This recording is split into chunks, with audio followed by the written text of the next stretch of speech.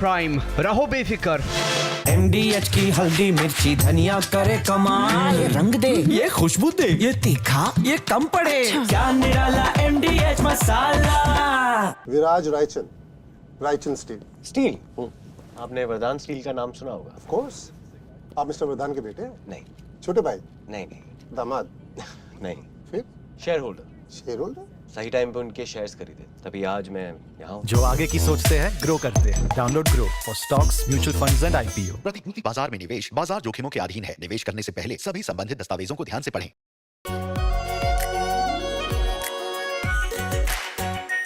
Are pure shahi paneer masala, delicious, healthy everyday.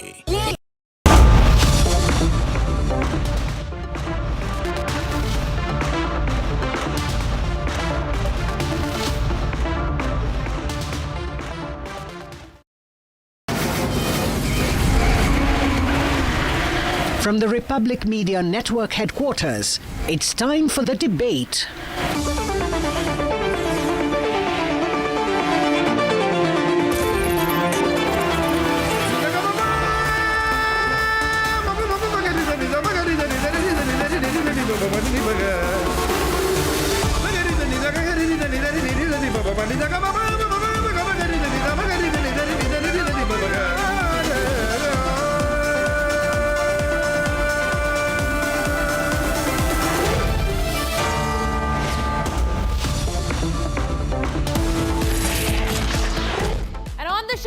It's an all-out political face-off between the Yogi government and the opposition over ban on caste labels across Uttar Pradesh. At 8:30 p.m. this evening, the system allowed former IAS trainee to make a complete mockery of justice and why we believe it is the right time to hold them uncompromisingly accountable. Congress versus Congress over Rahul Gandhi's Nepo Kids jive. This time it's not just the BJP, but their own colleagues calling out Rahul's dynastic entitlement. And at 9:30 p.m. this evening, states lock horns with centre over the impact of GST 2.0. Why is the opposition not welcoming a reform that boosts economic growth?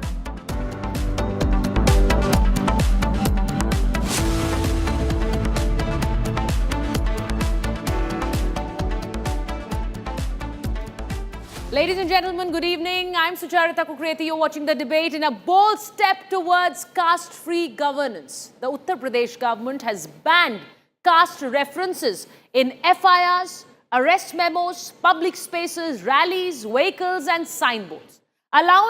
It's following the Allahabad High Court's directive. All identification will now rely on parents' names.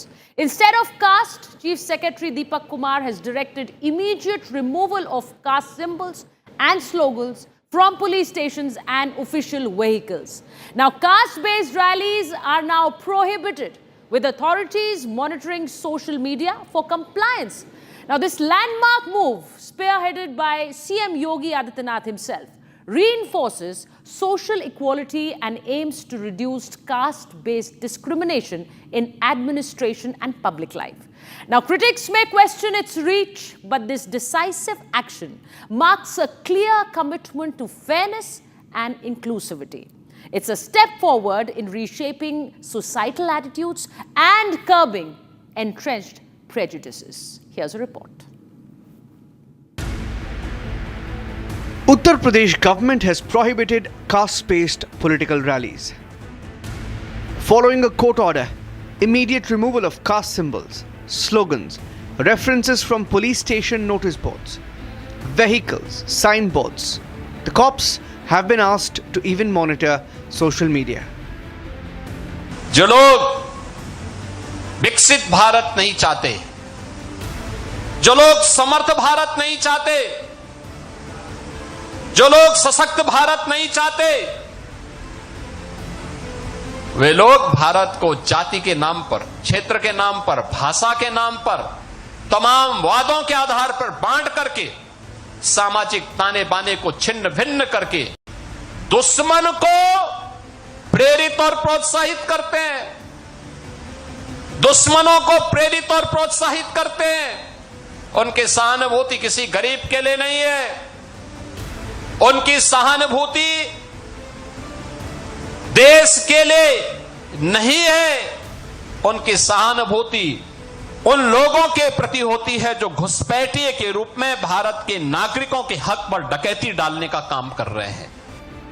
The decision comes after a September 16th directive from the Allahabad High Court, which asked the state government to curb caste glorification. The Allahabad High Court has come down strongly against caste glorification. It has directed that caste should not be mentioned on official police records, arrest memos, except when the laws require it. It has also directed that caste glorification on vehicles, signboards should also be regulated because that approach is regressive and is against constitutional values. It has also asked the government to regulate the content online because oftentimes caste glorification can be seen as part of it.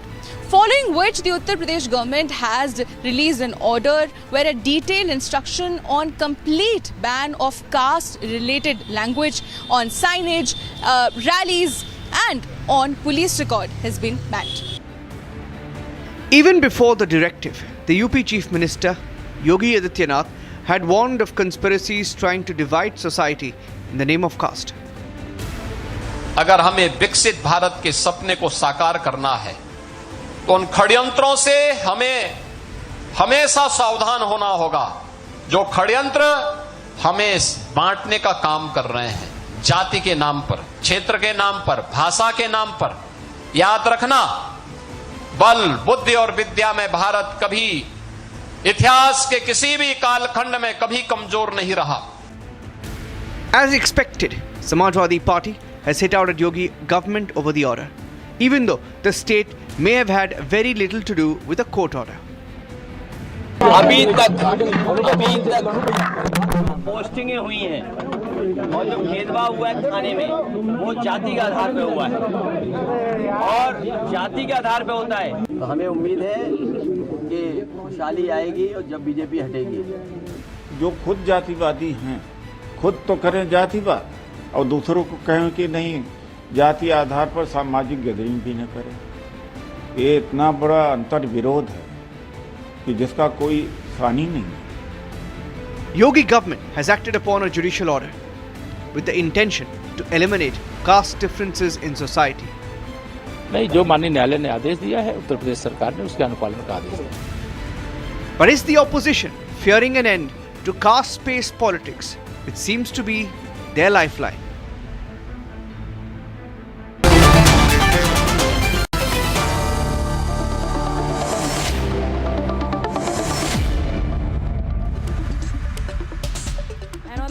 I'm joined by Siddharth Yadav, national spokesperson of the BJP, author and political analyst Shantanu Gupta joins us on the debate. Ratnakar Tripathi, senior leader of the Congress party, joins us, and so does Dr. Pooja Mishra, national spokesperson for the Samajwadi Party. Welcome all of you.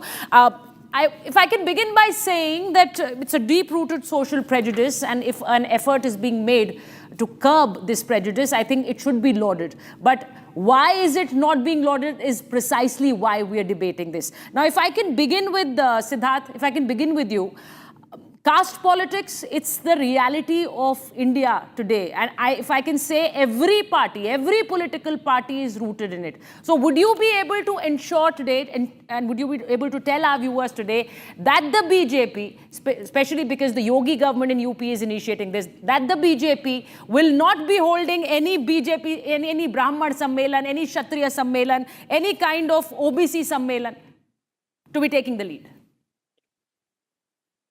So, Charita, there is no doubt that caste is very deep-rooted in our society, but it doesn't, prohibit anybody from taking efforts or doing efforts in eradicating that deep-rooted problem. If political parties don't take the lead, then how will this happen in our society? True. Definitely, political parties are also a reflection of how the society works. But it is, and I proudly say this, it is the Bharatiya Janata Party and the leadership of Honorable Prime Minister Narendra Modi ji who came out and said the Sabka Saath Sabka Vikas Nara. We were the first ones to take a step in this lead to say that we want a politics in our country which is inclusive, which includes everybody, which is beyond caste, which calls for a nation-first theory, which calls for everybody to think on the lines of how we can serve the nation. If those initiatives have been taken And in furthering those initiatives, if a court order is being complied with, I don't find a reason why this should be debated. It was a court order. The government has come up with fantastic directives. These are the directives which are the need of the hour to solve the problem in the society. There is definitely, I don't think there would be anybody in the society who would come out and say that we should divide our society on the basis of caste. We should divide our society on the basis of, on the lines of casteism. Nobody should come out, but we are very sure that this is how politics I absolutely works. agree with you, Siddharth Yadav. I absolutely agree with you. But why I'm asking you this, why my precise question to you was regarding the political rallies, because the court order is being worked upon by the government, but the court order did not really speak about political rallies, Siddharth. Now, the BJP government in Uttar Pradesh has gone ahead and added that. They're saying that there will be no caste-based political rallies, which means there will be no Brahman Sammelan. Am I getting that right? There will be no Kshatriya Sammelan. There will be no OBC Sammelan by political parties. What I want an assurance from you is that the BJP will not hold this. Before I go on to ask Pooja Mishra the same question. So Charita ji, it is our government which has brought this directive. Yes. It is our government which is going to implement it. There is no doubt that if the directive is going to be there, everybody has to follow it, including the Bharatiya Janata Party, including the likes of all our leaders. So there is no doubt about it. It's an initiative, it's a political initiative, a societal initiative that it is being taken. It's a welcome-worthy step. The government had the courage to take such a decision. It's a decision to do away with the fault lines of our society, and everybody should come together. The Bharatiya Janata Party will take Absolutely. a lead. Everybody needs to come together. So, Dr. Pooja Mishra, would you join hands with the BJP and welcome this step, because you're the ones who've always been accusing this government of discriminating on the basis of caste. So now they're taking a step which is to bridge this gap. Will you be supporting them? Will you be joining hands with Siddharth Yadav? Firstly, good evening to you, Sucharita, and good evening to fellow panelists too. Now the BJP spokesperson said one thing, that BJP brought this directive from High Court. Either they can influence the judgment, or where the BJP a party. As far as I know, BJP wasn't a party. And if he is saying that BJP brought this directive from High Court, it means he is agreeing that they can influence the judgment. Okay, that's another part. Now come to the casteism. Now you said that we have been alleging the BJP. We are not. The data says it. 23% increase in the caste-based crime in Uttar Pradesh since the BJP government come into effect. And do you know what is irony? The irony of Uttar Pradesh is that the Uttar Pradesh has a chief minister who is Mahan, and whole nation, whole world knows his caste. The irony is that the thief is given to protect the treasure. The irony is that when the former chief minister of Uttar Pradesh, Akhilesh Yadav ji, left the CM house, the Suddhikaran was done by the same chief minister. When the former chief minister visited a temple, the Suddhikaran was done by the BJP workers, and BJP kept mum. Even the press denied that don't do it, but the BJP workers did. And the facts speak always louder than the words.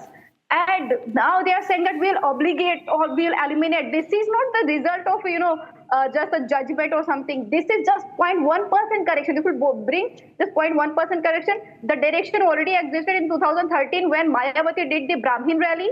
You know that. And for the glorification of caste, for the discrimination of caste, these all laws, those all articles exist in our constitution that you can't practice it. And Pooja, are you trying to say, Dr. Mishra, are you trying to say that the glorification of caste or caste-based rallies are only being done by the BSP or BJP and it's not being done by the Samajwadi Party? Is that what you're trying to drive home? I can show you so many visuals of Akhilesh Yadav ji sitting there. So in a Yadav Sammelan? Just 1 month back, the BJP MLAs were indulged into having Lodi meeting. The Lodi MLA was doing Lodi meeting. The Thakur MLA was doing Thakur meeting. Do you know that in Uttar Pradesh, if a Dalit has to get married, the forces from 3 police stations are deployed there. Then that Dalit gets married. And if you are Dalit, a Dalit woman, Pradhan, was denied from sitting from the panchayat chair that just because she belongs to Dalit. If you belong to the Dalit community, a whole village was burnt because you belong to the Dalit community. That is precisely the prejudice that we all have to fight against, Pooja. That is precisely. Ma'am, isn't that the prejudice that we all need to fight against? So that is why I'm asking you to unite. That is why I'm asking you to join hands. That is the prejudice we all need to fight. I don't think Siddharth Yadav sitting here will support that. You asking me to unite with Bajpa when they do Suddhikaran just because the former chief minister belonged to Yadav community. You can do that. Okay. Before I go to Mr. Ratnakar Tripathi or Shantanu Gupta, Siddharth, do you want to respond to this? Because they've always been driving home this point that there was a Shuddhikaran done once Akhilesh Yadav went there and then it was done by the BJP. Propagandas. These are all false stories. This is the la-la land that the opposition lives in. I'll tell you the reality, Sucharita. If you have I nothing to understand say, why then they are you so say rattled. false story. I know why they are so rattled. The political parties. Ma'am, I was not speaking while you were speaking. Have the courtesy to hear me out. Ma'am, I was not speaking while you were speaking. Please, Pooja ji, sun lijiye. I know why these political parties are so rattled. Jinki dukaan is the politics of those parties is only based on the MY Samikaran, the PDA Samikaran. Those who can't come beyond that, the ones who only stood with either a caste-based political system or a Mukhtar Ansari political system or a mafia political system who never cared about the Dalits, who never cared about the real picture. I know why they are rattled today. Who's asking you to stop your fight against discrimination? Discrimination is there. You have to continue your fight. But would you want to do politics over it? Yes, you want to do politics. I think it's a very welcome and that's step. the problem. Now, I want you as people representing your parties to stand up and say that yes, we will not hold these caste-based rallies because this is a step towards dividing the society, and when we are here to unite, why are we holding these rallies? Now, if I were to go to Mr. Tripathi, if I can come across what is being said in the order. The order has directed the immediate removal of caste symbols, slogans, references from all police station notice boards, vehicles, signboards. Now, should you not be welcoming this? You have the order with you, na? Sucharita ji? Sorry? You have the order with you, na? What does it say? You just tell me which section of the directions the court has said that you impose a ban on the rallies or congregation of the backwards and OBCs. No, that's exactly what I said. That is not part of the order, but the BJP has gone ahead and done that. Are you welcoming it? Let me speak first. Yes, are you welcoming it? Do you have time for me? I have invited you so that you can speak, Mr. Tripathi. I know what has hit Yogi Adityanath. A person, Praveen Chhetri, was caught in a Scorpio who was a bootlegger, a liquor smuggler. Okay. And in the FIR columns, it was written, caste Pahadi Rajput, subcaste Thakur. After that, this has come. This is same Yogi Adityanath who has said, "Mujhe Kshatriya kul mein paida hone ka garv hai." Wasn't it caste? In your 7 p.m. Hindi show, the BJP spokesman said कि OBC प्रधानमंत्री से लोग चिढ़ते हैं. And now let me tell you one thing. You read the whole of the decision and tell me where it has been written. In fact, the 51 of direction, the 51 column of and F of that section says कि the columns and paragraph, in brief, the columns and paragraph pertaining caste and tribes shall stand deleted. Am I right, ma'am? Read it there. And okay, what so the order is Mr. Tripathi proud of being a Tripathi? Don't interrupt. No, I'm just asking. No. I will have to interrupt. No, sir. You said that there is a chief minister who said he is proud of being a Kshatriya. No. I'm just asking you. Mr. Tripathi. Are you proud of being a Tripathi? Don't heckle Sucharita ji. Let me complete first. Are you proud of being a Tripathi? No, I haven't. You're not? I haven't completed it, madam. Are you proud of being a Tripathi? I'm just asking you. The problem is, sir, if I can interject, please allow me that. I do not have a problem with you being proud of being a Tripathi and Siddharth Yadav being proud of being a Yadav. The problem is when you start using that caste to prejudice. You let me complete first. Go ahead. Let me complete first, please. You have invited me. Go ahead, sir. Go ahead. So the order of the UP government said it has an exemption of scheduled caste and scheduled tribe.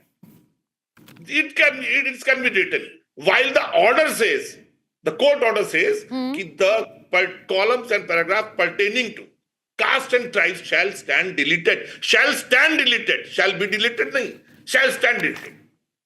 Okay. So don't tell me that they are favoring, they are gagging the voice of the OBCs. They are gagging the voice of the tribes. They just want to play with them. They do not have anything in the what do you say, box. So they're pushing them to the line, to the border. Why? Who has said? Where in the court order has written? The whole government is lying. You tell me where in the court order has written that they cannot hold congregations, they cannot. Now, exactly. Now, I think now, Mr. Ratnaka Tripathi, I think you did not hear my opening statement. No, you did not hear my opening question to Siddharth Yadav. You did not hear it, or you chose not to hear. That is precisely what I asked him. This was not part of the court order, but they've gone ahead and banned those rallies, those congregations. Now, I am saying, is that a welcome step or not? Chandragupta, is that a welcome step? Why should there be a different congregation for the Yadavs, for the Brahmins, for the OBCs? What I'm trying to say is, that is, if this is being done by the government. No, listen to me, Mr. Tripathi. Now it's Chandragupta's time. No, let him speak. If this is being done, should we be welcoming it, or should we be raising questions? Varna, Jati, caste is a very complex situation, and shouting out on each other, we can't understand it, right? Varna was started with a classification of different workways, almost like IT association, iron association, car association. It was made, right? Some set of people will do work of puja part, some set of people will do the work of raging war, some people will do trade, some will do handwork, right? So that no one has a control on every resources. That was there when Mughals came, when Britishers came, we all became in silos, and we started that only a son of a Brahman will be Brahman. That was not the case. Valmiki ji, our greatest saint, was not born in a Brahman family. Vedavyasa, who wrote Mahabharata, was not born in Brahman family, so we didn't have a problem. We don't have a problem now also. Yes. Baba Ramdev to Amma, we all revere them. So there is no discrimination per se in the base of the society. But yeah, because of the way how Britishers gave us when India came, and then the reservation added to it, we started associating with our caste like very closely, and it became that a Brahman, a son of a Brahman will be a Brahman. From work based, it becomes family based, and in family with work. Now, because the system is anyway spoiled, so a lot of people are reforming it, and Yogi Adityanath is one such person who's trying to reform it. Right. In fact, the movie that is coming on Yogi Adityanath, it shows clearly that how much has started dissolving the caste. Who will be the cook? Who will be serve the food? They started making priest. बल्कि dialogue भी है movie में एक बार कि जिस जाति का गांव उस जाति का पंडित. अगर वो पासियों का गांव है तो उसमें पासी पंडित होगा. That started long back, 20 years back. Man Dabednath, he started eating food with dome rajas of Kashi who burn the bodies, right? So when a welcome move is coming, we all should appreciate it. And if BJP tomorrow started doing Brahman rallies, Yadav rallies, we should check it out. No, I think there'll be tension within BJP also because of this. I'm sure. Right? No, that's precisely why I asked Mr. Yadav. That's precisely why I asked Siddharth Yadav. Just one closing line. Yeah, any progressive step, be it GST, be it Notbandi, be it FASTag even, be it UPI, they are not easy. In the last 10, 11 years, we have seen fundamental changes in our economic system, in our payment system, in our roadways. This is now a government is dealing with a societal change, which is a phenomenal thing. We should salute to this. We are still saying jati, and we are just shouting it out each other. These are complicated topics. Listen them, hear them out, say what can happen. Even we may not relate personally to it from tomorrow. But once a practice starts and takes long time, that's become a habit, a societal habit. So you should welcome it. That's all. Now start shouting. Boss, start shouting. That's your usual practice. No, but there may be questions which will be raised within the BJP is what Shantanu Gupta is saying, Siddharth. He's saying there may be questions that will be... Which is a good thing. That will arise from within the party. Will that happen, Siddharth? Is the party ready for it? Because here Mr. Tripathi, Ratnaka Tripathi is very clear that you've deliberately added political rallies. And why would the BJP deliberately add political rallies to it? First of all, answering the first part of your question, Sucharita ji, we are the party with the principle of Antodaya. We are the party with the principle of Sabka Saath, Sabka Vikas. We do not worry about such things. We worry about the last person in the queue. We worry about meal in the hands of the poor. That's what we worry about. We worry about Vikas. We don't worry about the caste. Now, on the opposite end of things are very different. On the opposite end of things, my learned friends from different political parties, the only worry that they have and the only politics that they know of doing is of a caste-based politics. If a rule is there that no caste-based political rallies will happen, the rule is for everybody. Why are you worried? If the Bharatiya Janata Party is not worried, if we are also working in the society, working in the same set of people, if we are not worried that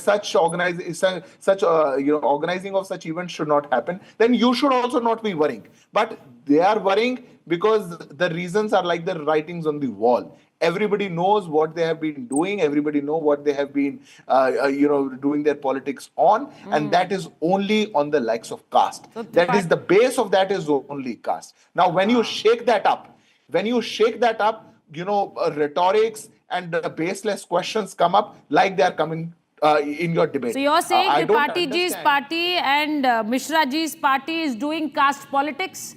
Now they are scared, they will not be able to hold caste congregations, and that is something which is a worry for them, and that is why they are opposing it, is what Siddharth Yadav is saying. Just give me 10 seconds. Please go ahead. Just give me 10 more seconds. There is no worry if Tripathi ji wants to be proud of being a Tripathi, if somebody else wants to be proud of their own caste. Exactly. That's not the problem. The problem is the ism.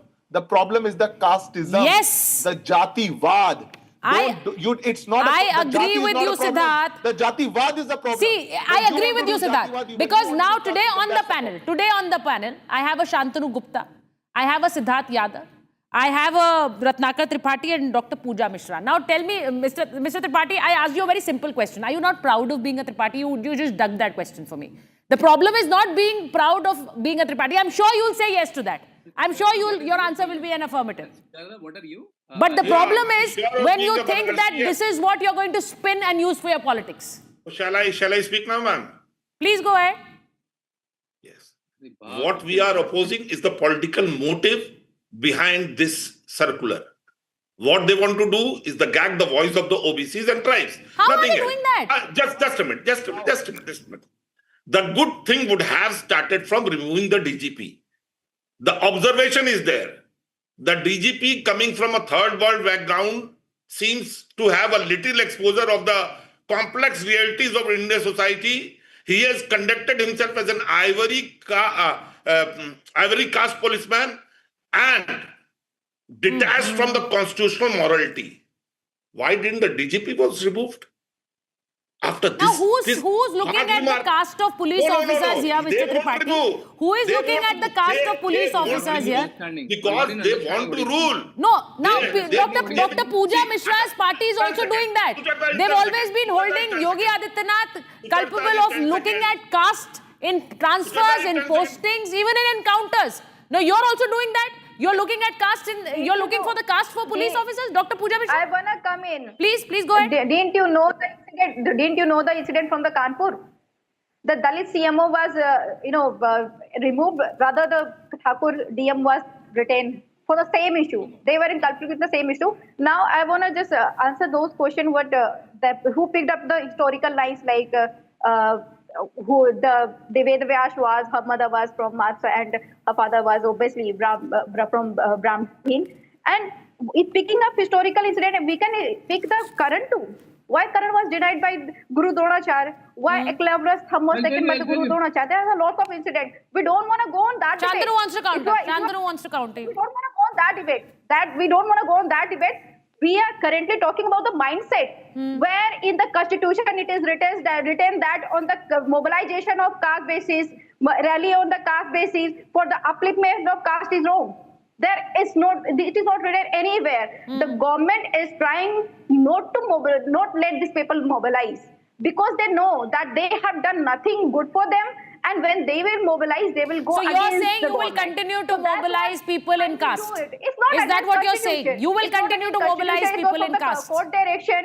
And the author, he just picked up a few. No, but now if this order is for Uttar Pradesh, ma'am, you will have to adhere to it, no? If this order is for Uttar Pradesh, you will have to adhere to it, or you are saying that you will not? No, we are parties. We don't defy the rules and regulation. We follow the rules and regulation. But the BJP government is indulged into casteism. In the BJP regime, the caste-based crime has increased by 25% approx. And now they are saying that the mobilization shouldn't be there.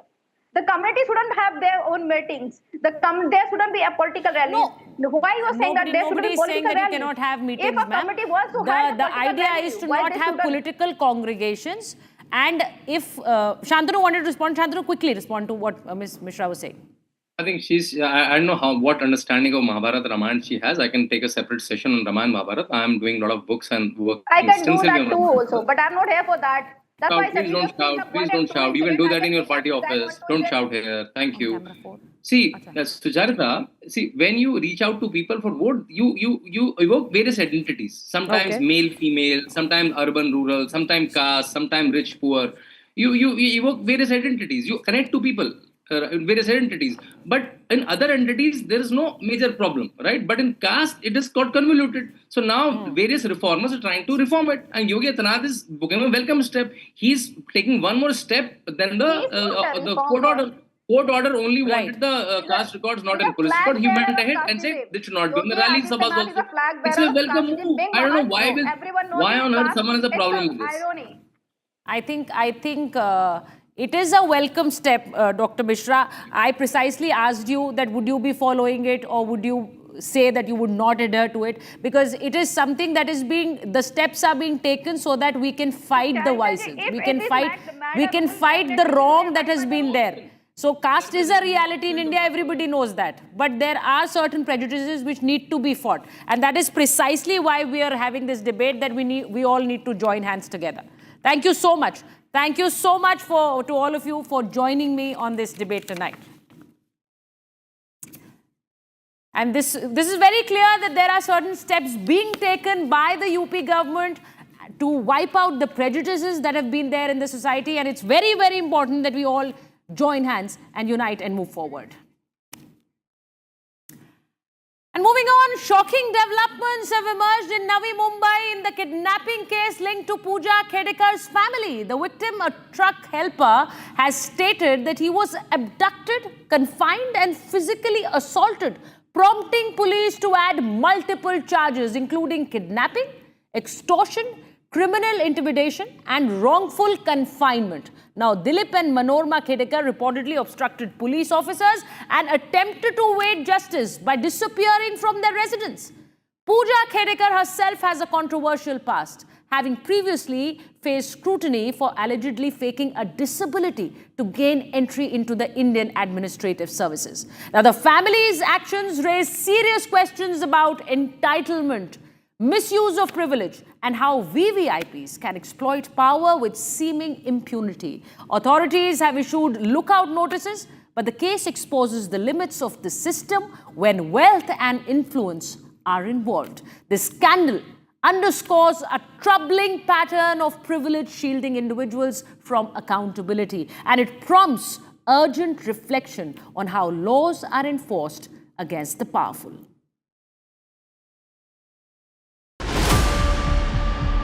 Prahlad Kumar, the helper of a cement mixer truck, reportedly graced the SUV owned by Dilip Khedekar, father of former IS officer Pooja Khedekar. Agitated, Dilip Khedekar allegedly bundled up the helper, shoved him in the SUV and kidnapped him. The victim was then forcibly taken from Navi Mumbai to Pune.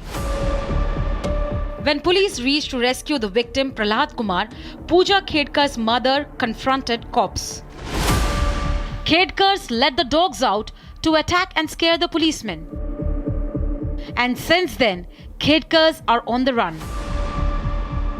Republic caught hold of one of Khedekar's drivers. He confessed that the kidnapped victim was kept in the house. कब से आप काम कर रहे हैं उनके यहाँ? 1 महीना हो गया। 1 महीना हो गया। अभी घर में कोई है? नहीं। आ जाइए, आराम से आइए, कोई दिक्कत नहीं। आराम से आइए, कोई दिक्कत नहीं। घर में कोई है? नहीं, कोई नहीं। आप ड्राइवर काम करते हैं? हाँ। अच्छा, कब से नहीं है वो लोग? आ जाइए, आगे आइए। कब से नहीं है? हाँ? कब से नहीं है वो लोग पूरा खेत घर वाले? वो पता नहीं सर मेरे को। अभी नहीं है ना? अभी नहीं है। कोई भी नहीं है? नहीं है। दूसरा ये कि जो लेके आए थे उसको कहाँ पे रखे थे, आप बता रहे थे ना, कहाँ पे रखे थे? हमारे साथ ही था वो रूम में.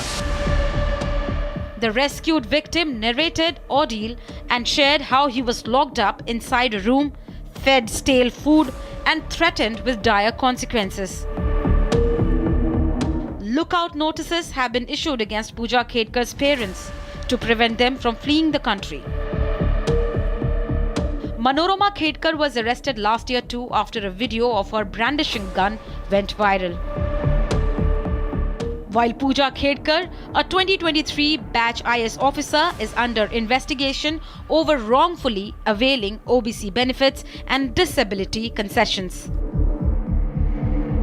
A family involved in crimes and a system allowing the daughter to fake disability and joins IAS, allowing her mother to wave a gun, grab land and get away without arrest, allowing her father, a retired government official, to kidnap a man. If this is not a complete mockery of law and order, then what is?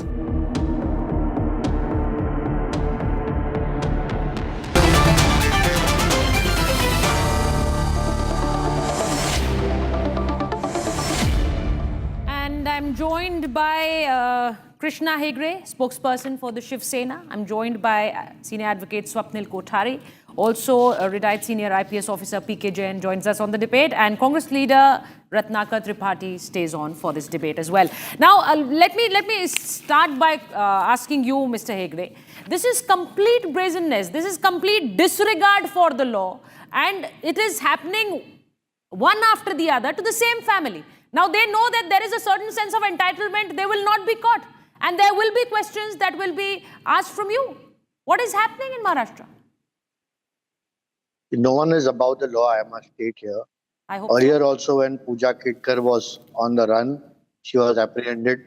Her mother was also arrested in an earlier case. This time also, the bodyguard has been arrested. There has been a lookout circular against the family, and they are again on the run. And Pooja Khedkar, a probationary IAS officer, has also been removed from service. And therefore, there is no one above the law. Whether you are entitled or no, the law takes up its own course and brings justice to the person who's actually in a problem. And similarly, if they have kidnapped a person, there have been cases registered against them. Now a lookout notice also there. And earlier also, when they were on a run, they were arrested.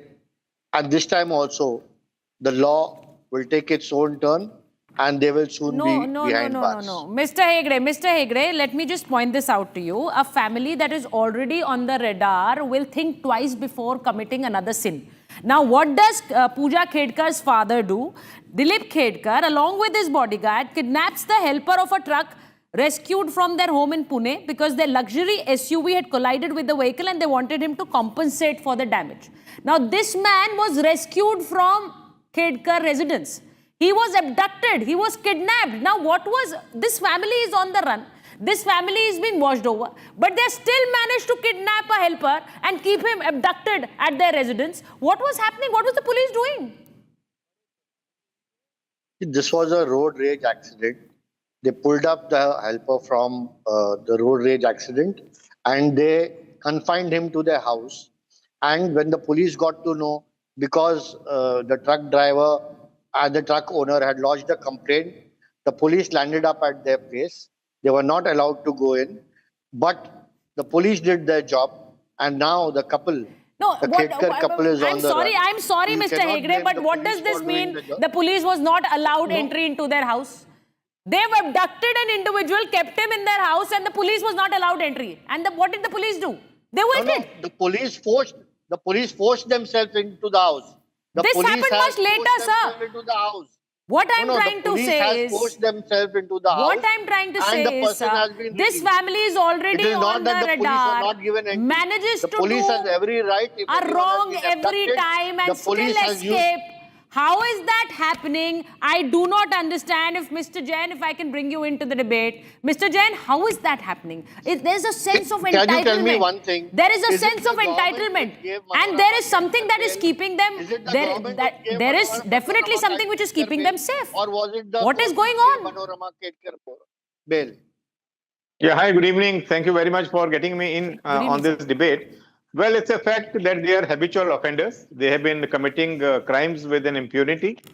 Earlier also, they got a lot of relief from the courts. And now in this case, where a person had been abducted from the crime scene, and he was taken to the residence, confined there for 2 days, the police went inside and got him rescued. But after that, they just walked away because the lady of the house, she put up a resistance and they walked away from there. In fact, they should have posted a guard there, and they should have ensured. And when the abducted person had confirmed that the two criminals were there in that house at that time, and yet the police walked away in their totality, they should not have done that.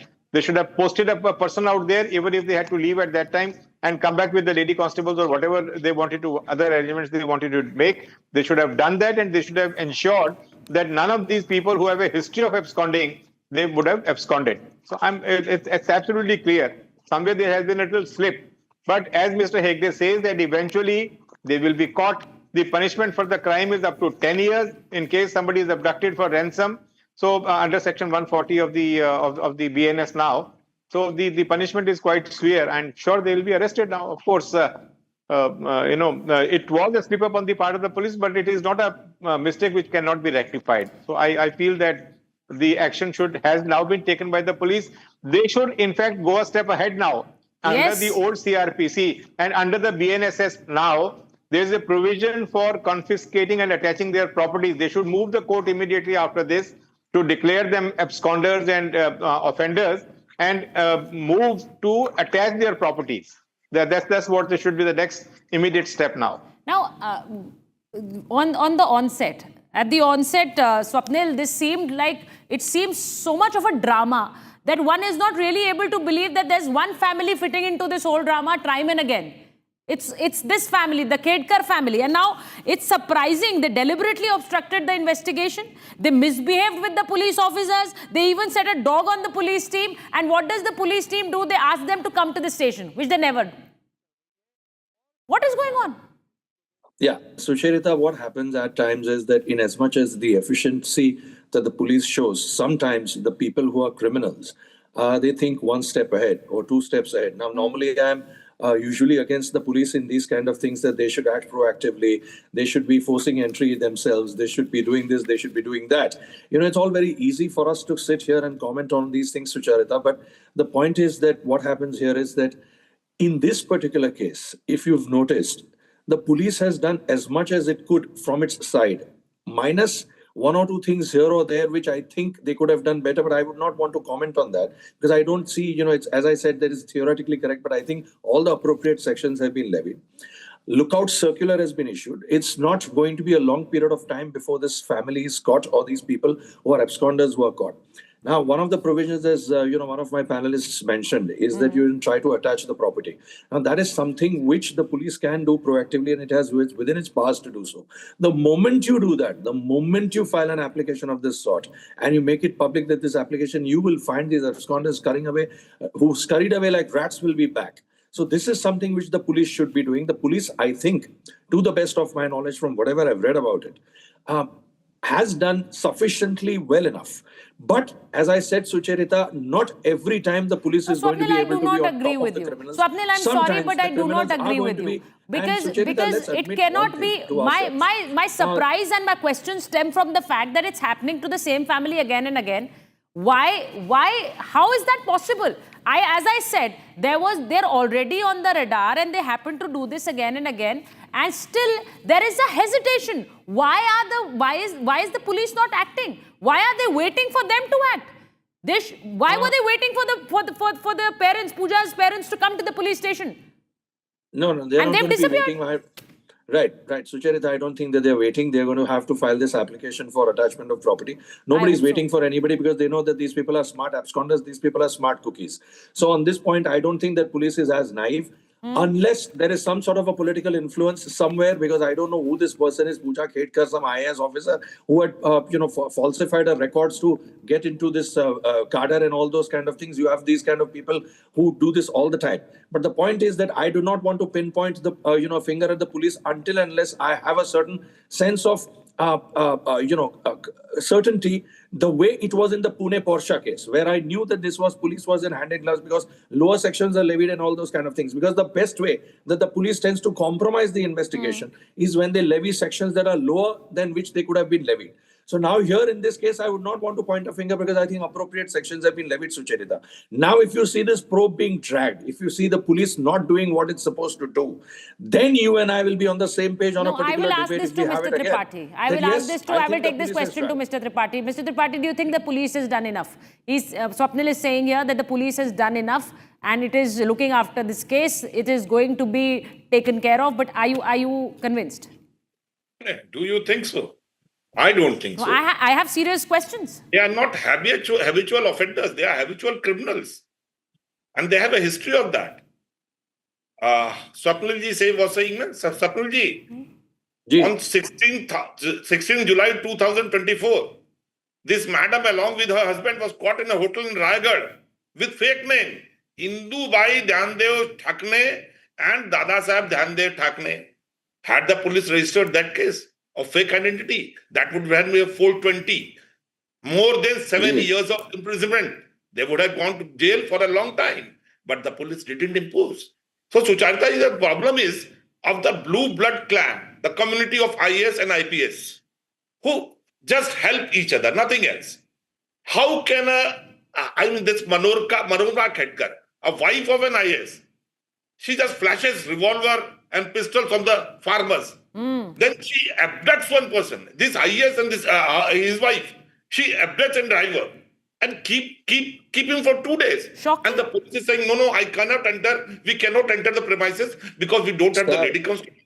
You have to there. Please. You would have called the lady constables, more police personnel. Had it been the case of other people. But no, the government and the IAS and the IPS protect each other in cheating, corruption, crime, and every bad thing. That is happening with that Khedkar. And one more thing, I have one objection, Sucharita ji. She is not a former IAS officer. Yes. As somebody said, in your show. She's a fraud. She's a fraud. She's a fraud who entered the IAS clan. This should be said. No, why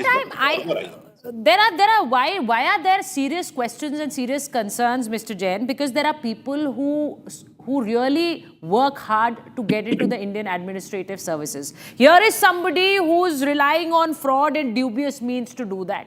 And then, not just that, there will be a question that will be asked, why this kind of VVIP entitlement to this family? Over and over again. That will be a question that will be asked by all those who've been working hard. Can I? And look at the mother holding the gun and telling it's like telling the people that I hold power. I'm the one who will dictate terms.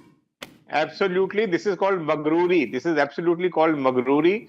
They whatever little power they had has gone to their heads. Incidentally, Pooja Khedkar's father is not an IAS officer. He is one of the junior officers in the department. That is one thing I would like to clarify. And secondly, Pooja Khedkar has not been supported by the IAS community. She has been thrown out of service. She has got a lot of relief from the Supreme Court. That's unfortunate. But the fact remains that they must face the music. As one of my co-panelists has just said, there was another case where they stayed under a false name. The case should have been, such a family and such criminal people with such criminal background should be hounded. And they should be hounded with all the force of the law, which apparently is not happening the way it ought to happen. Unfortunate, but a fact of life. That is true. Mr. Tripathi, Swapnil wants to come in. Mr. Tripathi, okay, you can raise your question first, then I'll go to Swapnil. I don't know who was speaking, but he was not thrown by the IAS community. He was thrown because she was thrown because she was caught that she's a fraud. And what happened? She ordered her own superior. No, but what Mr. Jain is saying that nobody is supported. Everybody stood up against her. They questioned her. 10 seconds, Sucharita ji. Please go ahead. You tell me, a family, the whole clan who is a habitual criminal. Yes. Swapnil said, na, they were just Can I come in here, please? charged with a lower section. How could it happen? Unless until there is a pressure from the senior IS and IPS officers. They have the connection, the blue blood connection. Okay, they have a connection is what Ratnakar Tripathi is saying. Krishna Hegde. The first report was put up by Mr. the collector Hegde, of Mr. Pune Tripathi against is very clearly saying there has to be a connection, there has to be someone supporting them, otherwise they would not get away every time. No, what? Mr. Get the phone Tripathi calls, from sir. the You Congress- will know it. Get the phone calls. Sucharita, Detail if I of the could phone come in. calls. No, And no, you will know Mr. the Tripathi is from the whole Congress and story. everything he has to do is blame everybody. Now he is taking one probationary IAS officer and painting all IAS officers in the same brush. I think that is very unfair. Secondly, let me tell you, where have been they protected? For the last 3-4 instances, wherever they have gone wrong, the police has gotten onto their case, they have been arrested, the bodyguard has been arrested, a lookout notice has been put, the probationary IAS officer has been removed. Everywhere they have committed a fault or a crime, they have been booked. And even in this case, they are not going to be spared. No one is going to be spared. Will you give Today us a they are on the timeline? run. Tomorrow Will you they give will us be a in jail. timeline? It is very Or we clear. will keep waiting and then hear another report instance? was sent by Will we the hear collector of another Pune. instance? Or you will give us a Sucharita. timeline, Mr. Hegde? Now, if a Sucharita. family is a habitual offender, I cannot take guarantee for them what they do. I can just say that the court should not give such people bail. I can only request the courts not to give such people bail. What can I, as an individual or a spokesperson, take guarantee on a Khedkar family who is habitually doing these things and getting away because there is some, there is some lacuna in the law. So therefore, these people have But to be sir, they're tightened on up. the run. It's There not are the lookout first time, notices second time, issued third time against they're them. doing- They they're are habitual on the offenders. run. There are lookout Everyone is saying notices. You can't just get away by saying, how can I say, when are they going to come and face the law? There has to be some kind of, you will have to give people a guarantee that you will be now also nabbing they them. will be arrested. They have to face the law. I was only speaking It's not- about the decision Sucharita. making of the court, that the court should not give them bail again and again. Sucharita, Okay, can I Mr. come in? Kothari, go ahead. Yeah, Sucharita, the point is very simple. If it's a bailable offense, the bail will be given. If it's a non-bailable offense, then the bail should not be given. Now, that is the discretion of the court. I don't want to step into that territory because that is outside the realms of the police. The police has to ensure, which I'm sure it will, that there is a tight case. And if there was a case which went unregistered last time, they should be registering that case now. Criminal cases don't have a limitation period. So you want to do that, you want to tighten the case, tighten the rules, unless and until, as Mr. Tripathi pointed out, if there is some sort of a connection or if there is some sort of a political patronage, then that's something which you and I will have to face. Now, if you tell me that, "Arey, gun nikal ke bata diya," I can show you 100 people on the streets of Delhi or Mumbai who will have a gun and who will show you a gun. So I No, don't but think Swapnil, we is are that a adequate question that number. only Mr. Ratnakar Tripathi is asking?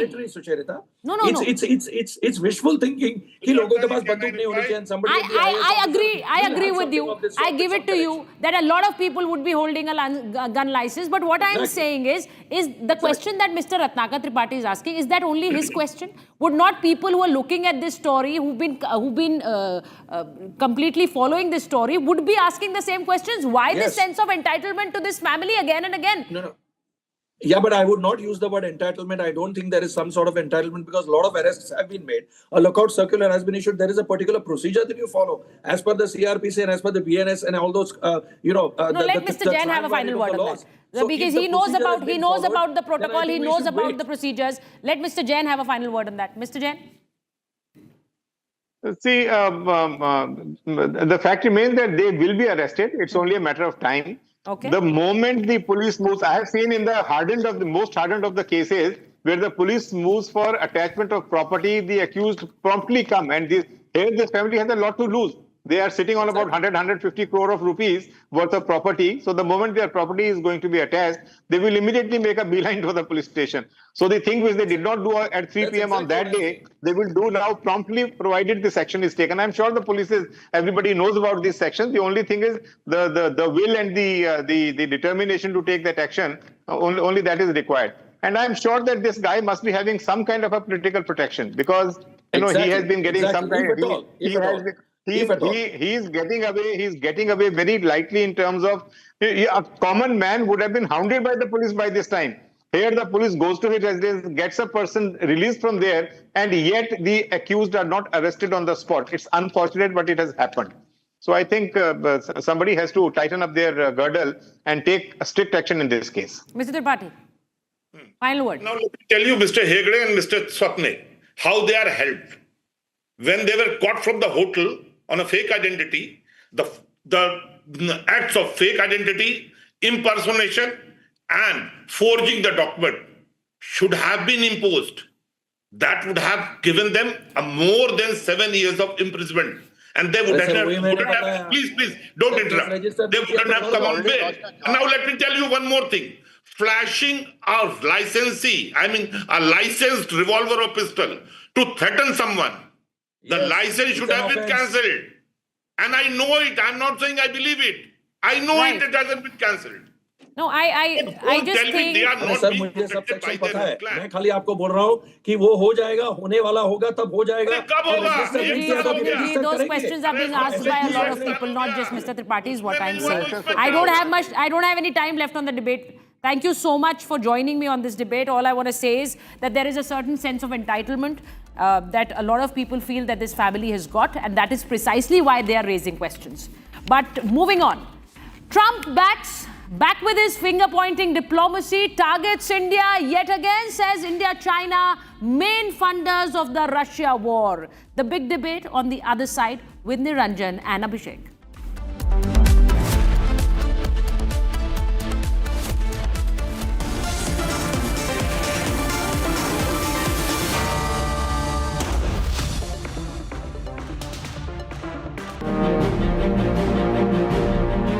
At Ultraviolet, we believe it's time for India to take pole position. And what do we mean by that? I think for years now, we've looked to the east or the west for the best examples of design and technology. And today we believe we have all of the talent in hardware, software and design to really innovate, disrupt and put India at pole position when it comes to every aspect of technology, right? And for us, we go back a long way. Neeraj and myself were both working abroad. I was in Europe, Neeraj was in the US, and we took a call to get back to India in 2015. Spent about a year in researching what we want to get into in the world of electric vehicles, and it's been an 8-year journey for us since then. Since 2016, we've been working on the core technologies necessary to build out the entire EV platform. From the battery technology, the BMS, the motor control systems, the power electronics to the chargers, and to the entire vehicle platforms. It's taken us over 8 years of research, testing, development, validation, and today we're so proud that we have a platform that we've validated for global markets, and we've started now to ship to Europe as well. Right, and the last 8 years of R&D, like Neeraj mentioned, has given us platforms across motorcycles, scooters, basically all forms of two-wheelers that is going to be certified and hitting the roads of Europe and multiple parts of the world. And on those lines, one of the most important milestones for us this year has been the fact that we are the first electric startup in the two-wheeler space that has gone global, and our vehicles are across 10 countries in Europe, across Paris, Berlin and London, and yeah, it's an incredible feeling. And it's an incredibly proud moment to see our motorcycles, our made in India motorcycles, how we call it, imagined, designed, and manufactured in India. And these are now plying the roads in Paris, in the autobahns in Germany, and it's a super exciting moment for us. And we hope this is a spark for multiple companies to follow and soon make India the powerhouse of everything towards the future.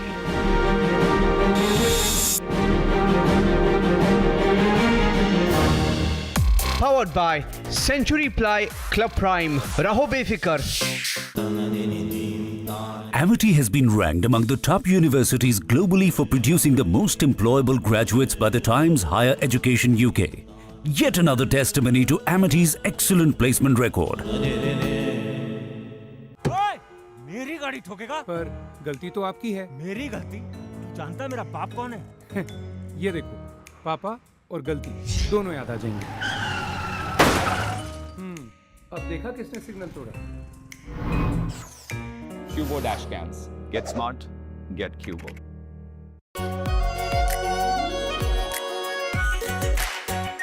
R Pure Shahi Paneer Masala. Delicious, healthy, every day. Viraj Raichan, right in steel. Steel? आपने वरदान steel का नाम सुना होगा? Of course. आप mister वरदान के बेटे हैं? नहीं। छोटे भाई? नहीं नहीं। दामाद? नहीं। फिर? Share holder. Share holder? सही टाइम पे उनके शेयर्स खरीदे, तभी आज मैं यहाँ हूँ। जो आगे की सोचते हैं ग्रो करते हैं। Download grow for stocks, mutual funds and IPO। प्रतिभूति बाजार में निवेश बाजार जोखिमों के अधीन है। निवेश करने से पहले सभी संबंधित दस्तावेजों को ध्यान से पढ़ें। ये बड़ी गाड़ी वाले ऐसे ही रैश चलाते हैं। अरे चुप! तुमने तो गाड़ी वालों को ही विलन बना दिया। ये देखो।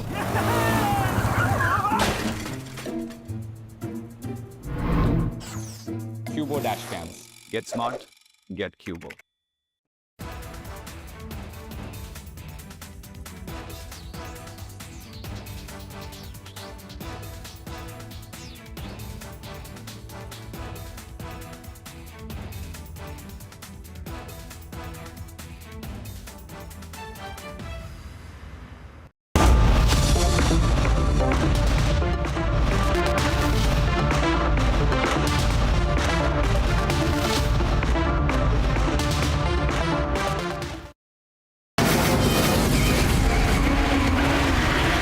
From the Republic Media Network headquarters, it's time for the debate.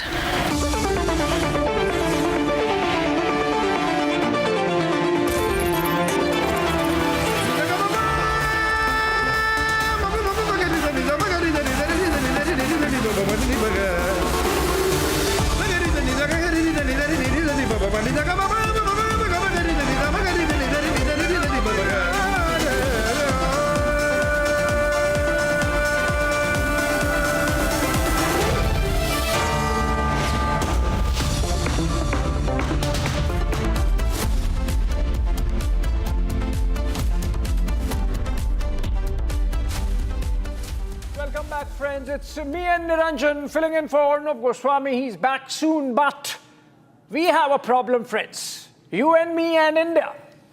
And that problem is called President Donald Trump. And the reason is, in the morning, there is a different Donald Trump than in the evening.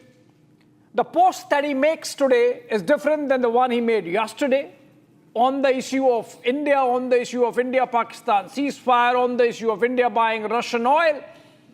And in this kabhi ha, kabhi na, our diplomats have a task at hand. Remember, External Affairs Minister S. Jaishankar is in New York to participate in the United Nations General Assembly, and we are discussing an address made by President Trump himself. While, of course, it was aimed at every corner of the world, including a teleprompter right there in front of him. But so far as we are concerned, it's back. The pendulum has swung back to the earlier position, which was troubling, not just the tariff part of India-United States relationship, but the larger equation as well.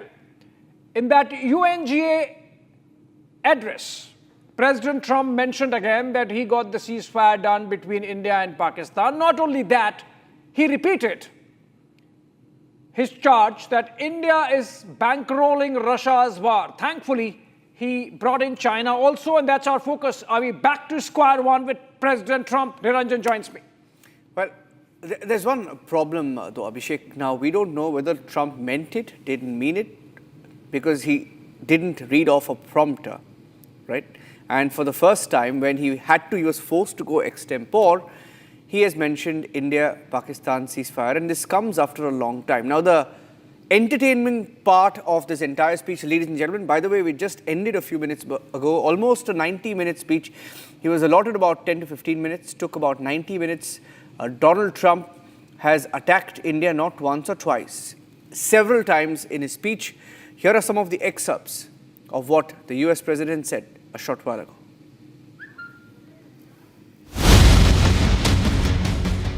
This war would never have started if I were president. This was a war that should have never happened. It shows you what leadership is, what bad leadership can do to a country. Look what happened to the United States, and look where we are right now in just a short period of time. The only question now is how many more lives will be needlessly lost on both sides. China and India are the primary funders of the ongoing war by continuing to purchase Russian oil. But inexcusably, even NATO countries have not cut off much Russian energy and Russian energy products, which, as you know, I found out about 2 weeks ago, and I wasn't happy. Think of it. They're funding the war against themselves. Who the hell ever heard of that one? In the event that Russia is not ready to make a deal to end the war, then the United States is fully prepared to impose a very strong round of powerful tariffs, which would stop the bloodshed, I believe, very quickly. But for those tariffs to be effective, European nations, all of you are gathered here right now, would have to join us in adopting the exact same measures. Likewise, in a period of just 7 months, I have ended 7 unendable wars. They said they were unendable. You're never going to get them solved. Some were going for 31 years, 2 of them, 31, think of it, 31 years. One was 36 years. One was 28 years. I ended 7 wars. And in all cases, they were raging with countless thousands of people being killed. This includes Cambodia and Thailand, Kosovo and Serbia, the Congo and Rwanda, a vicious, violent war that was, Pakistan and India, Israel and Iran, Egypt and Ethiopia, and Armenia and Azerbaijan. It included all of them. No president or prime minister, and for that matter, no other country has ever done anything close to that. And I did it in just 7 months. I mean, you're much closer to the city. We have an ocean in between. You're right there. And Europe has to step it up.